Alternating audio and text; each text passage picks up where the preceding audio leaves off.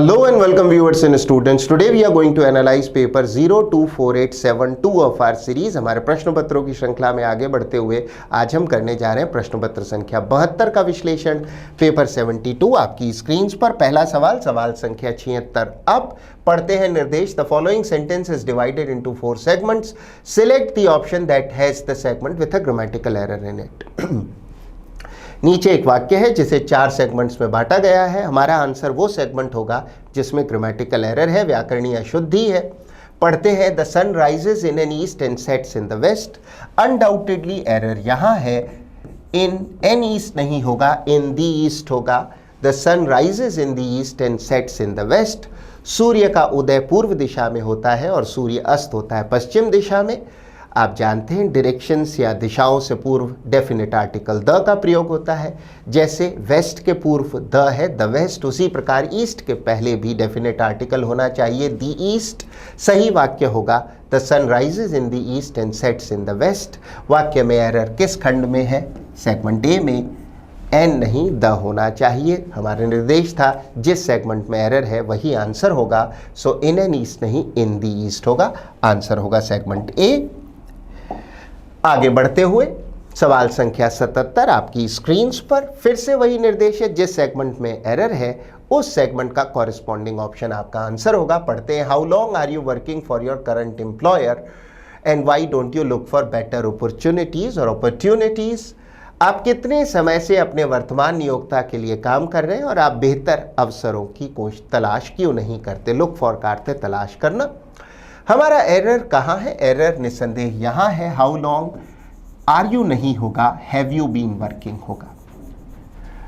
चूंकि यहाँ पर हाउ लॉन्ग का प्रयोग किया गया है, समय की बात है। जरा इस सवाल के आंसर को विजुअलाइज कीजिए, दिमाग में लाइए। आप कहेंगे I have been working for my current employer for 5 years, 10 years, 15 years। So period of time होगा।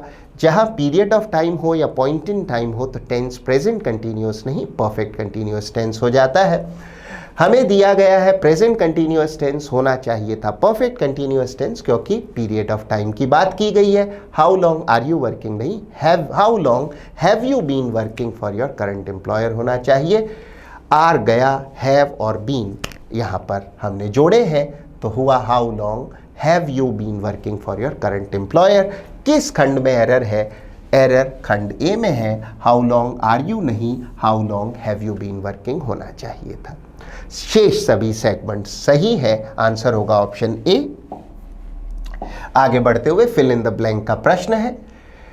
पढ़ते हैं, all the players from the athletic club. Athletic club के सभी खिलाड़ी participated in the tournament. Tournament है प्रतियोगिता, पार्टिसिपेट है हिस्सा लिया, उन्होंने प्रतियोगिता में हिस्सा लिया। And dash one of them got a medal, each one of them, उनमें से प्रत्येक ने मेडल जीता।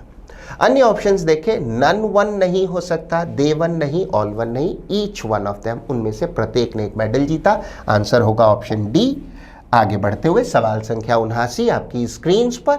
निर्देश है, the given sentence is divided into 3 segments. Select the option that has the segment with a grammatical error in it. If none of them contains an error, no error is your answer।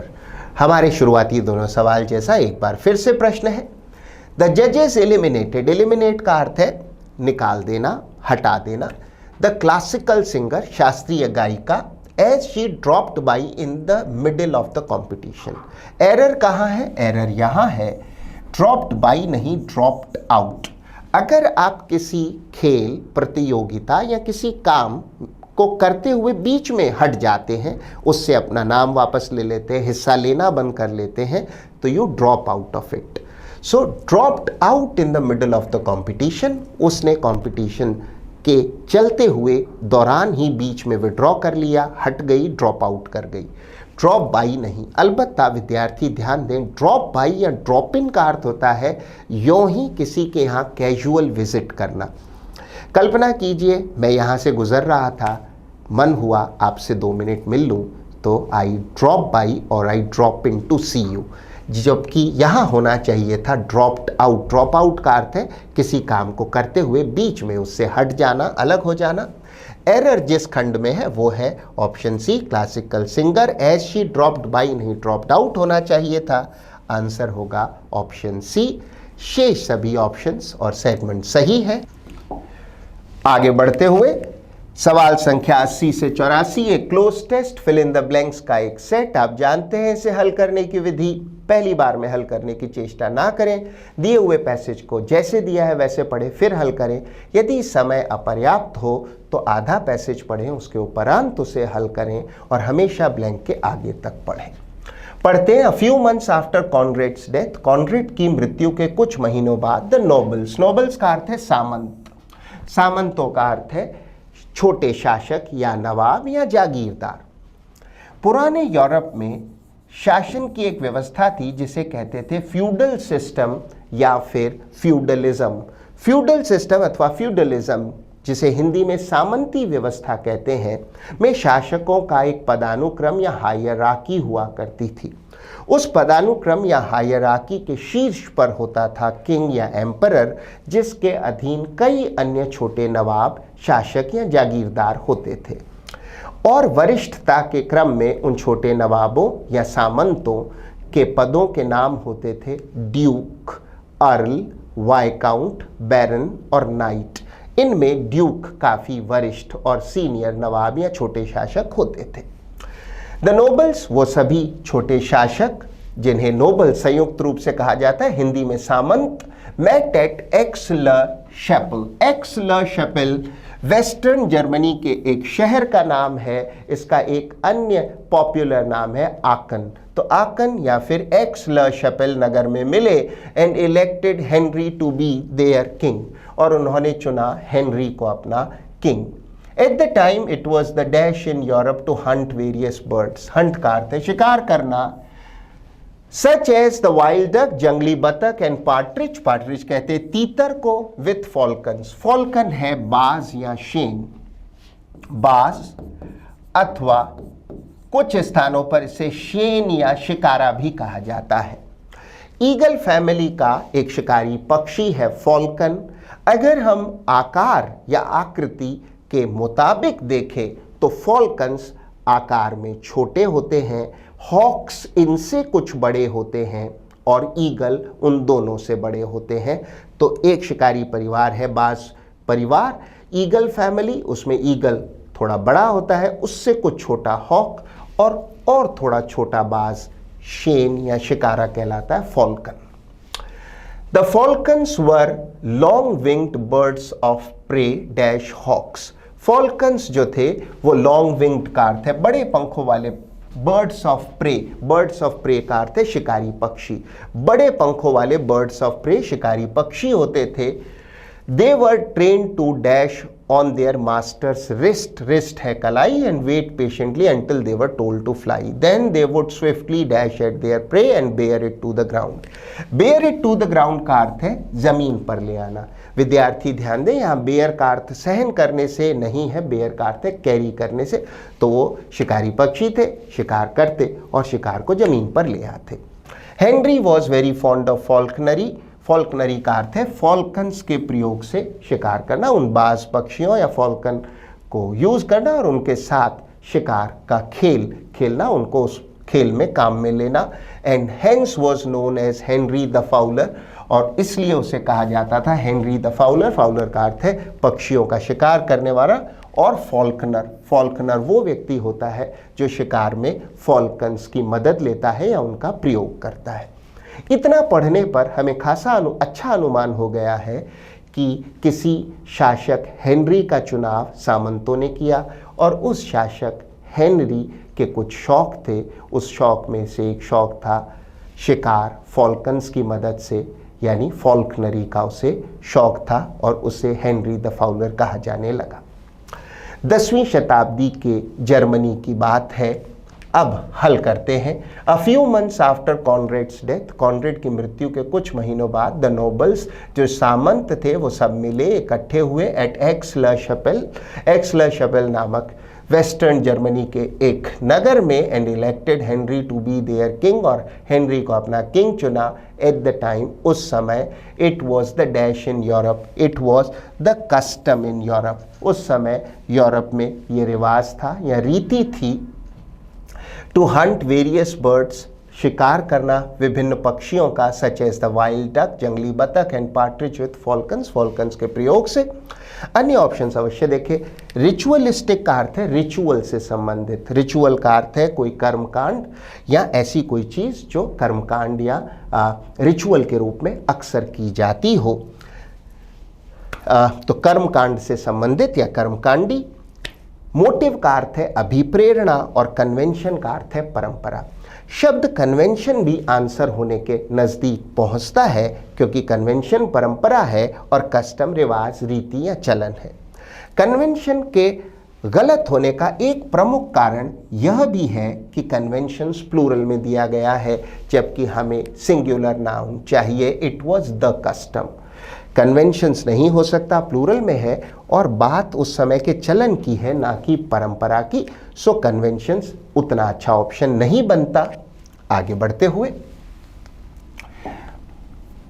With falcons, the falcons were long winged birds of prey. Birds of prey का अर्थ आप जान चुके हैं, शिकारी पक्षी। फॉल्कन्स जो थे वो बड़े पंखों वाले शिकारी पक्षी थे।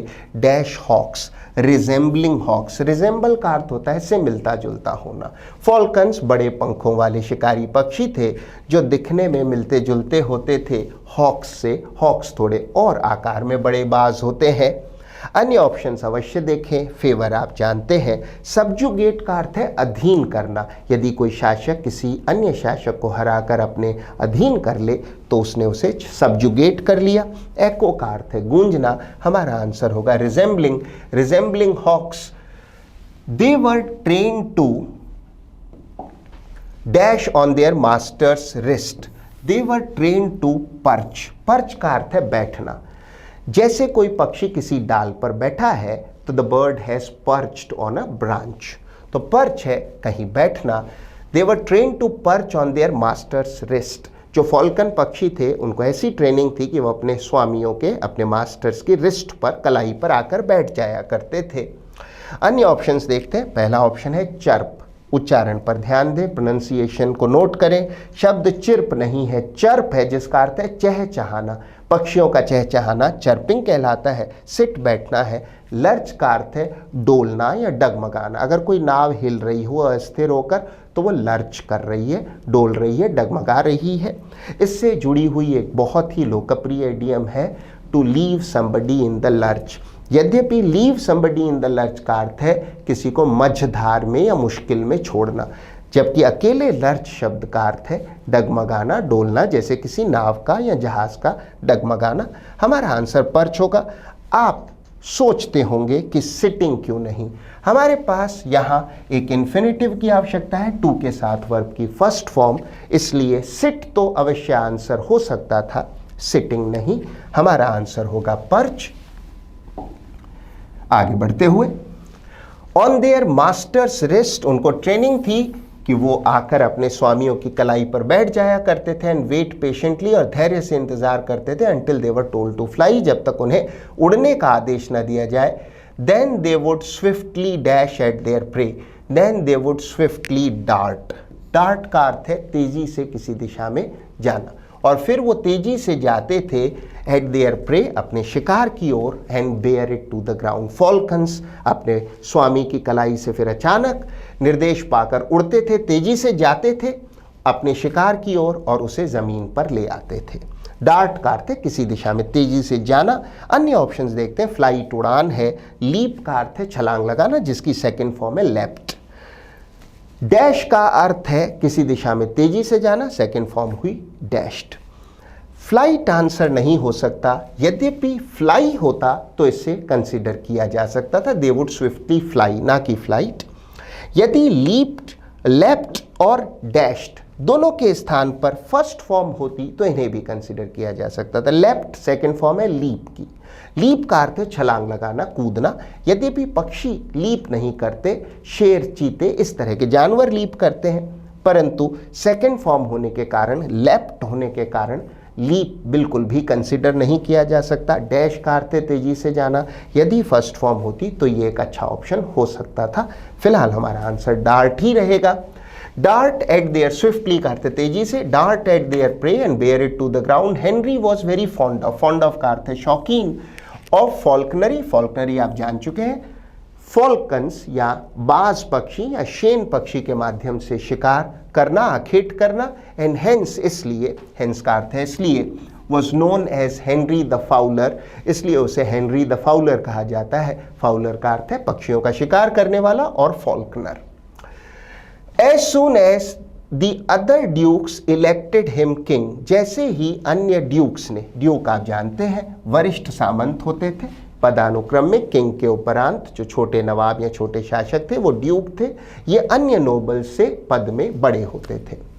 ड्यूक सिलेक्टेड हिम किंग, जैसे ही अन्य ड्यूक्स ने उसे शासक चुना, किंग चुना, अ मैसेंजर, मैसेंजर का अर्थ है दूत, संदेशवाहक, वॉज सेंट टू सैक्सनी, एक संदेशवाहक को सैक्सनी भेजा गया, to dash him, to inform him. Saxony एक अन्य नगर है जर्मनी के पूर्वी हिस्से में, ईस्टर्न जर्मनी में।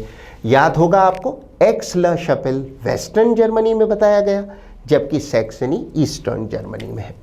तो एक दूत को भेजा गया सैक्सनी नगर में, टू इन्फॉर्म हिम, उसे सूचित करने के लिए, हेनरी को बताने के लिए, of the honour bestowed on him.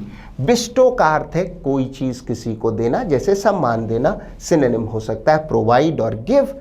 उसको ये सूचना देने के लिए कि उसे क्या सम्मान दिया जा रहा था, उसे किंग बनाया जा रहा था। After a search of some days, कुछ दिनों की खोज के बाद, he was at last found, उसे आखिर में पा लिया गया, far up in the Harz mountains. Harz mountains वहाँ एक पर्वत श्रृंखला है, हंटिंग विथ हिज फॉल्कन्स, वहाँ वो मिला उन लोगों को हेनरी, और वहाँ वो क्या कर रहा था हार्ट्स माउंटेन्स में, वही अपना शौक फॉल्कन्स के माध्यम से शिकार कर रहा था, बाज के प्रयोग से अपने शिकार के खेल को खेल रहा था। अन्य ऑप्शंस अवश्य देखें। कम्युनिकेट का अर्थ है किसी मैसेज को किसी तक पहुंचाना या फिर संचारित करना। कन्वे का अर्थ है संवहन करना, किसी मैसेज को किसी तक ले जाना अथवा किसी माल को कहीं पहुंचाना। नलीफाई का अर्थ है किसी चीज के असर को समाप्त करना या शून्यत करना। इन सभी ऑप्शंस में क्या हम कम्युनिकेट और कन्वे को आंसर मान सकते थे? आंसर है नहीं, जिसके पीछे का कारण, कम्युनिकेट हिम नहीं हो सकता। कम्युनिकेट समथिंग टू समबडी होता है, तो कम्युनिकेट के बाद वो मैसेज या नाउन होनी चाहिए, उसके उपरांत हमें हिम लगाना था, वो हमारे पास उपलब्ध नहीं है। कन्वे हिम नहीं होगा, कन्वे द मैसेज और convey something else to him होगा। हमें कन्वे के बाद वो संदेश, मैसेज अथवा वो नाउन, इसका ऑब्जेक्ट चाहिए, जो कि नहीं है। तो कम्युनिकेट के साथ हमारे पास वो ऑब्जेक्ट नहीं है जो कम्युनिकेट किया गया, ना ही कन्वे के साथ है, जबकि इन्फॉर्म के साथ हम सीधा ऑब्जेक्ट प्रोनाउन हिम को लगा सकते हैं, टू इन्फॉर्म समबडी, तो इन्फॉर्म हिम, इसलिए आंसर कम्युनिकेट और कन्वे नहीं, इन्फॉर्म ही होगा। नलीफाई का अर्थ आप जानते हैं, शून्यत करना, किसी चीज़ के असर को पूरी तरह समाप्त करना। हमारा आंसर ऑप्शन बी ही रहेगा। आगे बढ़ते हुए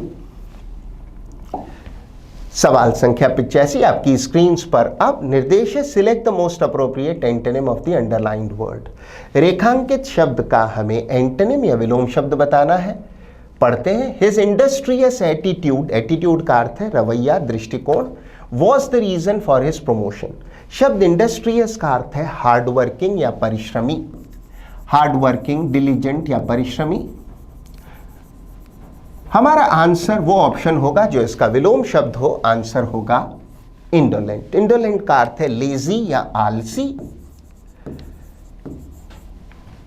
अन्य ऑप्शंस अवश्य देखें। हेजी का अर्थ है धुंधला या अस्पष्ट या अनक्लियर। प्राइसी, महंगा है, एक्सपेंसिव। जबकि अंतिम ऑप्शन इफिशिएंट का अर्थ है कुशल या दक्ष। हमारा आंसर इंडोलेंट या लेजी होगा, क्योंकि इंडस्ट्रियस का अर्थ है परिश्रमी, हार्डवर्किंग, और हमें चाहिए एंटोनिम। आगे बढ़ते हुए सवाल संख्या 86 आपकी स्क्रीन्स पर। अब निर्देश है select the most appropriate option that can substitute the underline segment in the following sentence. नीचे एक वाक्य है, इसमें एक रेखांकित खंड है जिसे सब्स्टिट्यूट करना है नीचे दिए गए किसी ऑप्शन से। पढ़ते हैं, I cannot go out tonight because I will preparing of my interview tomorrow. I will preparing of नहीं हो सकता, आई विल के साथ आईएनजी फॉर्म नहीं हो सकती, वाक्य रचना ही गलत है और संदर्भ या कॉन्टेक्स्ट में भी प्रयोग गलत है। मैं आज रात टुनाइट बाहर नहीं जा सकता बिकॉज हमारा आंसर होना चाहिए option B, because I have to prepare for, क्योंकि मुझे तैयारी करनी है फॉर माई इंटरव्यू टुमारो। कल के इंटरव्यू की मुझे तैयारी करनी है, आई हैव टू बताता है बाध्यता को, आवश्यकता को। विद्यार्थी ध्यान दें, वैकल्पिक तौर पर I will have to prepare for भी आंसर हो सकता था। I will have to prepare for का अर्थ होता मुझे तैयारी करनी होगी, जबकि I have to prepare for का अर्थ है मुझे तैयारी करनी है। दोनों ही तरह से इस आंसर को किया जा सकता था। अन्य ऑप्शन अवश्य देखें।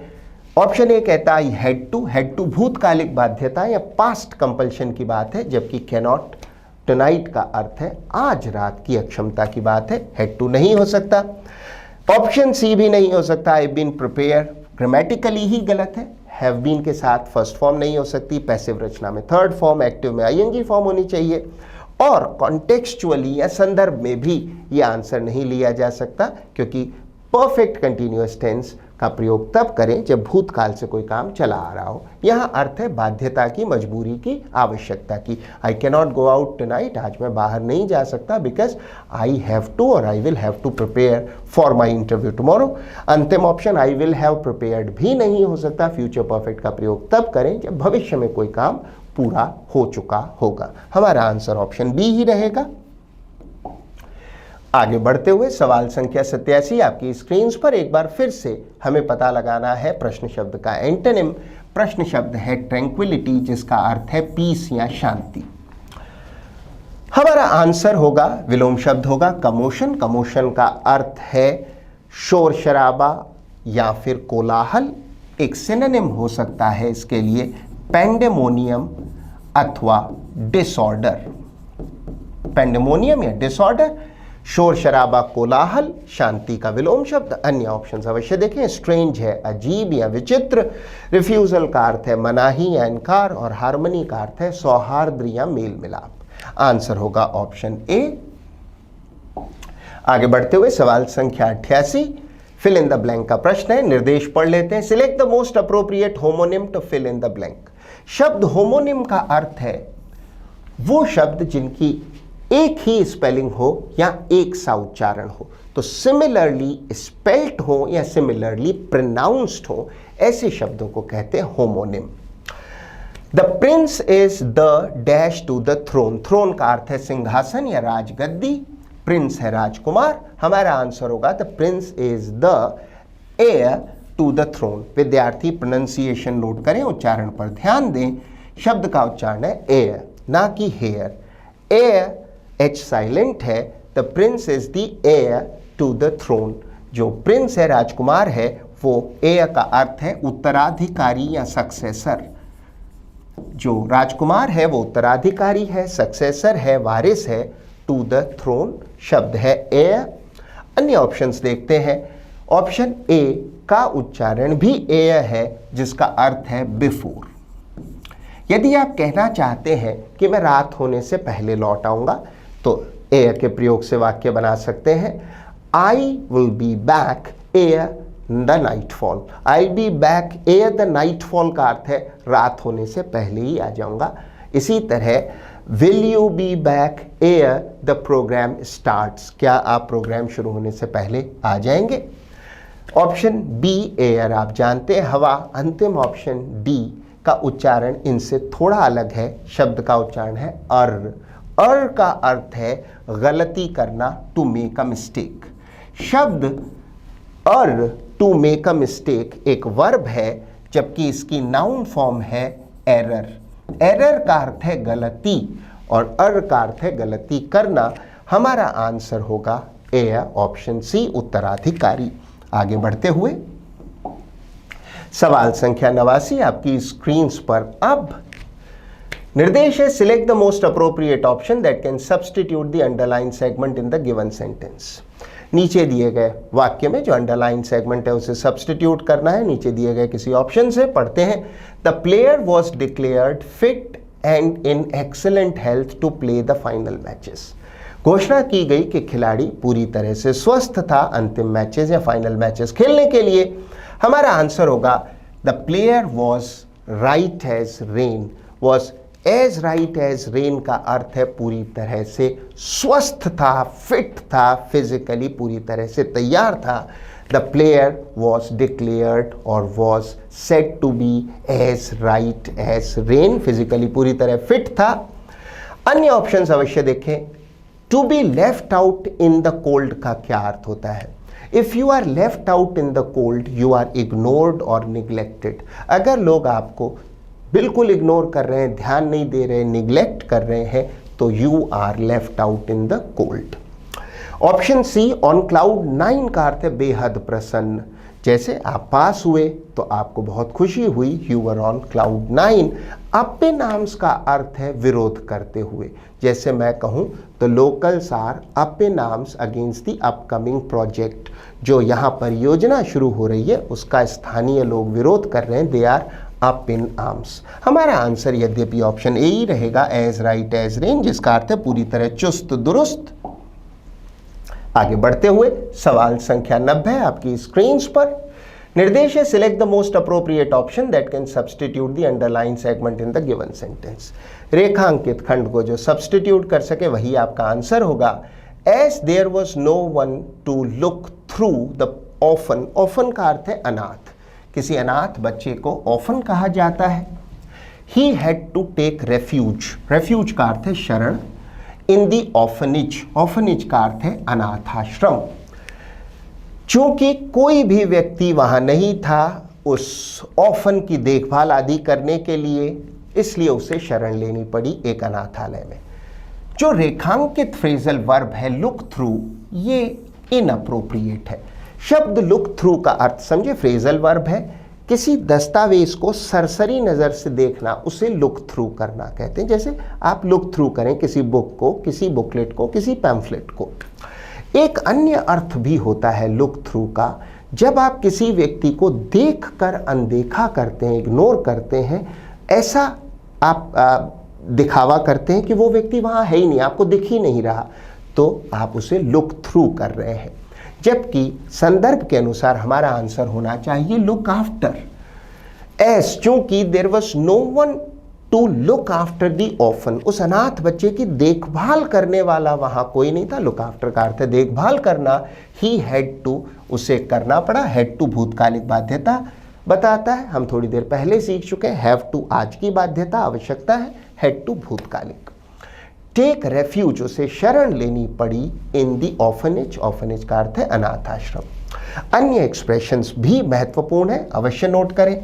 लुक अप टू समबडी का अर्थ होता है किसी को बड़े सम्मान की दृष्टि से देखना, उसे आदर्श मानना, उसको बहुत अपना हीरो जैसे ट्रीट करना और सोचना कि हम उस जैसे बने। तो लुक अप टू ससम्मान देखना, इज्जत से देखना और उसके जैसा बनने का प्रयास भी करना कभी कभी। Look down on, look down on या अपॉन, सामान्यतः अपॉन के स्थान पर ऑन अधिक लोकप्रिय है, यद्यपि दोनों प्रेपोजिशंस का प्रयोग देखा जाता है। You look down on somebody, what do you do? आप किसी को नीची नज़र से देखते हैं, हेय दृष्टि से देखते हैं, तिरस्कार से देखते हैं। सो लुक डाउन अपॉन अथवा अधिक लोकप्रिय लुक डाउन ऑन, तिरस्कार या हेय दृष्टि से देखना, नीची नज़र से देखना। ये उल्टा है look up to. Look up to में आप सम्मान से देखते हैं, किसी को आदर्श मानते हैं, और लुक डाउन ऑन में उसको तिरस्कार की नज़र से देखते हैं। ओवरलुक का अर्थ है नज़रअंदाज करना या इग्नोर करना। आप अगर मेरी सलाह को ओवरलुक करते हैं तो उसे इग्नोर करते, नज़रअंदाज करते। हमारा आंसर होगा ऑप्शन बी। आगे बढ़ते हुए सवाल संख्या 91 आपकी स्क्रीन पर। निर्देश है select the most appropriate antonym of the given word. Antonym है विलोम शब्द, हमें विलोम शब्द बताना है। शब्द टर्मिनेट का, टर्मिनेट का अर्थ है किसी चीज़ को समाप्त करना। वैसे नौकरी के संदर्भ में किसी को डिसमिस करने के अर्थ में भी टर्मिनेट का प्रयोग किया जाता है। सामान्य अर्थ है समाप्त करना। हमारा आंसर होगा इनिशिएट। इनिशिएट का अर्थ है शुरू करना, समाप्त करना। विलोम हुआ इनिशिएट, टू स्टार्ट या बिगिन, शुरू करना। अन्य ऑप्शंस हमेशा की तरह अवश्य देखा करें। कंक्लूड का अर्थ है किसी चीज़ को समाप्त करना। अगर आप कंक्लूड कर रहे हैं तो उसको समाप्त करें, जैसे कोई व्यक्ति अपनी स्पीच को कंक्लूड करे तो उसे समाप्त करे। कंक्लूड का एक और अर्थ है निष्कर्ष निकालना, कि मैं इससे क्या कंक्लूड करूं, यानी क्या निष्कर्ष निकालूं। मार्क चिन्ह है या चिन्हित करना है। डाई का अर्थ आप जानते हैं मरना। हमारा आंसर होगा इनिशिएट, शुरू करना, प्रारंभ करना, क्योंकि टर्मिनेट है समाप्त करना, खत्म करना। आगे बढ़ते हुए सवाल संख्या 92 हमारे पास निर्देश है select the incorrectly spelled word. वो शब्द बताएं जिसकी स्पेलिंग गलत है। हमारा आंसर होगा ऑप्शन डी, एड्रेस्ड। एड्रेस्ड की सही स्पेलिंग में ए के उपरांत एक नहीं 2 डी का प्रयोग होना चाहिए। ADDRESSED। एड्रेस्ड का अर्थ है संबोधित किया। अन्य ऑप्शंस देखते हैं। परफेक्टली का अर्थ आप जानते हैं परफेक्ट तरीके से, बिल्कुल निपुणता से या पूरे सटीक तरीके से। स्पेशल है विशेष। गैदरिंग का अर्थ है इकट्ठा करना। वैसे किसी स्थान पर जो लोग इकट्ठा हुए हों, जैसे किसी समारोह में, उन्हें भी गैदरिंग कहा जाता है। हमारा आंसर होगा ऑप्शन डी, एड्रेस्ड।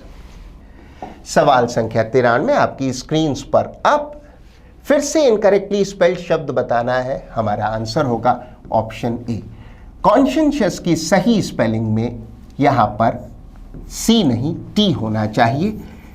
विद्यार्थी इस शब्द के उच्चारण पर भी ध्यान दें। उच्चारण है कॉन्शियंशियस। कॉन्शियंशियस का अर्थ है विवेकपूर्ण। अगर आप एक कॉन्शियंशियस आदमी है तो विवेकशील है, बहुत मेहनत और बारीकी से अपने काम को करते हैं। सही गलत का ध्यान रखते हुए बहुत विवेक और बारीकी से काम करें तो आप कॉन्शियंशियस है। इसका एक बेहतरीन सिनोनिम है मिटिकुलस। एक अन्य पेंसटेकिंग। अन्य ऑप्शंस अवश्य देखें। ऑप्शन बी कॉन्शियस का अर्थ है विवेक, सही या गलत की समझ। कॉन्स्पिक्यूअस का अर्थ है क्लियर या ऑब्वियस, बिल्कुल स्पष्ट। कॉन्शियस है सजग या सचेत, बिल्कुल जो चेतन अवस्था में जागृत है, सजग है। हमारा आंसर ऑप्शन ए ही रहेगा। कॉन्शियंशियस की स्पेलिंग में CONSCIENC नहीं TIOUS होना चाहिए। आगे बढ़ते हुए सवाल संख्या 94 आपकी स्क्रीन पर निर्देश है select the most appropriate option that can substitute the underlined word. पढ़ते हैं loud noise effects our ability to concentrate. Concentrate का अर्थ है ध्यान केंद्रित करना, मन लगाना। इफेक्ट्स जो रेखांकित शब्द है ये गलत है।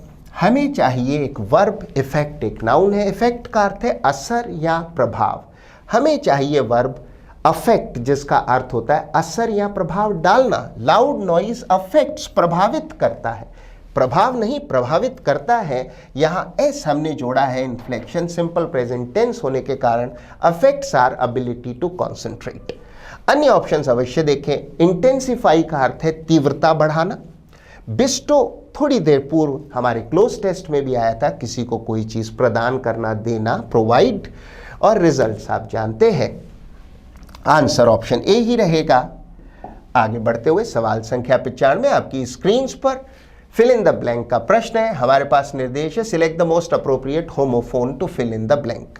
होमोफोन वे शब्द होते हैं जिनका एक सा उच्चारण हो या एक ही उच्चारण हो।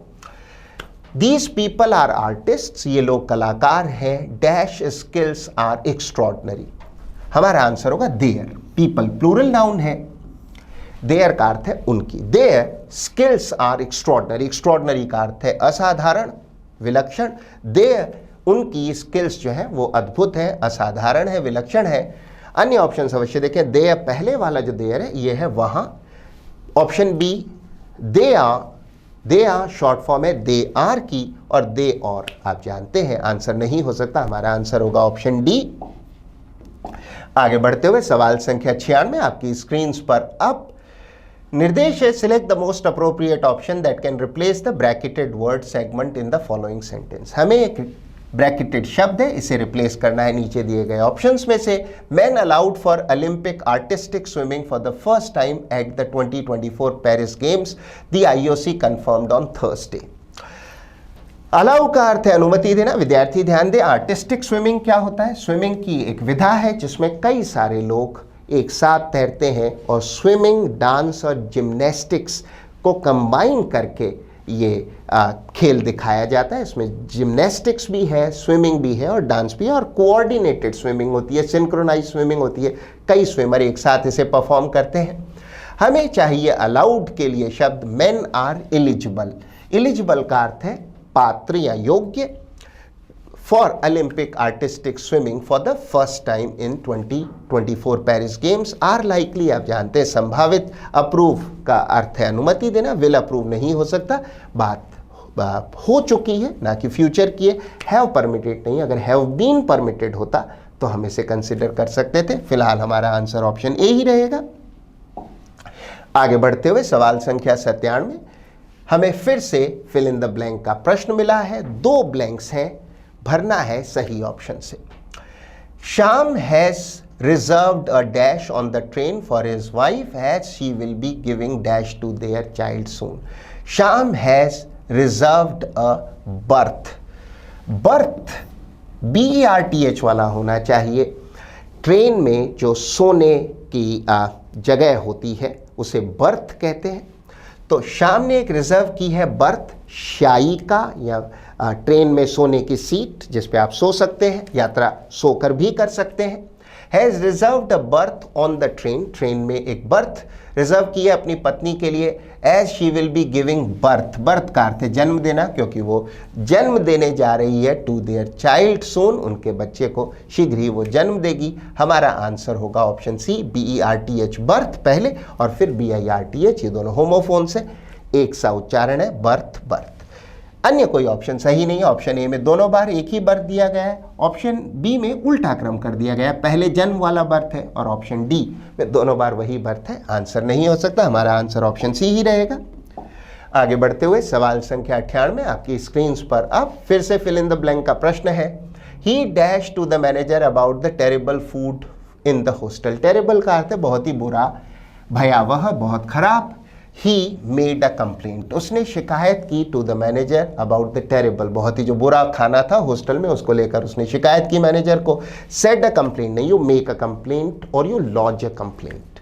टेरेबली कंप्लेंट नहीं, टेरेबली का अर्थ है भयावह रूप से या बहुत बुरे तरीके से। सेड अ बिग कंप्लेंट भी नहीं, हमारा आंसर ऑप्शन ए ही रहेगा, शिकायत की, मेड अ कंप्लेंट और लॉज्ड अ कंप्लेंट। अन्य कोई ऑप्शन सही नहीं। आगे बढ़ते हुए सवाल संख्या 99 आपकी स्क्रीन पर अब हमें मिला है एक मुहावरा, एक इडियम जिसका अर्थ बताना है नीचे दिए गए ऑप्शन से। To read between the lines. देखिए हम लाइंस पढ़ते हैं, पर जब हम रीड बिटवीन द लाइंस करते हैं तो वो पढ़कर समझने की कोशिश करते हैं जो लाइंस में नहीं है उनके बीच में। अर्थात अनकही या गूढ़ बात को जब आप समझ लेते हैं तो आप कर रहे हैं reading between the lines. To grasp the hidden meaning of something. Grasp का अर्थ है पकड़ना या समझना, किसी चीज के छिपे हुए अर्थ को समझना, जो नहीं कहा गया है उसको भी समझने की कोशिश करना। शेष ऑप्शंस देखें। टू रीड अलाउड, अलाउड है जोर से पढ़ना नहीं। टू विस्पर समथिंग, किसी के कान में धीरे से कोई चीज़ कहना या सरगोशी करना, विस्पर कहलाता है, ये भी नहीं। To read with much concentration, concentration है ध्यान, ध्यान से बहुत कोई चीज़ पढ़ना, ये भी नहीं है। हमारा आंसर सिर्फ ऑप्शन ए होगा। आगे बढ़ते हुए अंतिम सवाल, सवाल संख्या 100 आपकी स्क्रीन पर अब फिल इन द ब्लैंक का प्रश्न है एक और बार। The dash purpose of the coaching was to identify the talented players. The main purpose, main का अर्थ है प्रमुख, जो प्रमुख उद्देश्य था कोचिंग का वो था पहचान करना प्रतिभाशाली खिलाड़ियों की। अन्य ऑप्शन अवश्य देखें। मीन आप जानते हैं, मीन का अर्थ भी होना भी होता है, औसत भी होता है और नीच भी होता है। मेन एक इंटरेस्टिंग शब्द है। शेर या घोड़े की गर्दन के जो बाल होते हैं उन बालों को कहा जाता है मेन। अक्सर नर पशु में ही ये ज़्यादा देखने में मिलते हैं, शेर या घोड़े की गर्दन के बाल। और अंतिम ऑप्शन, ऑप्शन सी माइन आप जानते हैं, एक प्रोनाउन है। माइन का अर्थ है मेरा या मेरे वाला। अ फ्रेंड ऑफ माइन यानी मेरा मित्र। हमारा आंसर ऑप्शन डी ही रहेगा, मेन प्रमुख, प्रमुख पर्पस, मुख्य उद्देश्य। सो ये था आपका एनालिसिस पेपर 72 का। I hope you manage to learn a few things. अच्छे परिणाम के लिए, अच्छे रिजल्ट्स के लिए वीडियो को फिर से देखें, सिखाए गए नियमों का अभ्यास करें, इसमें सीखी हुई वोकैबुलरी को नोट करें, लिखें, याद करें और बहुत बेहतर होगा अपने खुद के एग्जाम्पल सेंटेंसेस में इसका प्रयोग करें। So keep working, keep learning, keep trying. All the best. Thank you and bye bye.